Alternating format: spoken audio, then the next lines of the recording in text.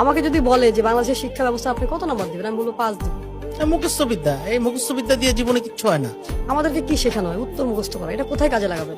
আপনাকে আমি যদি বলি যে বঙ্গবন্ধু কত সালে পৃথিবীতে এসেছে, কত সালে গিয়েছে, এটা আমার লাইফে কি ইম্প্যাক্ট ফেলে? কিচ্ছু হবে না, এইসব জেনে এই লাভ সাল হবে আমি না। মুখস্থ করে কি করবো? রবীন্দ্রনাথ কত সালে কি করেছে, তার কয়টা বই আছে, ঘোড়া নাকি শেষের কবিতা, লাভ কি আমার জীবনে?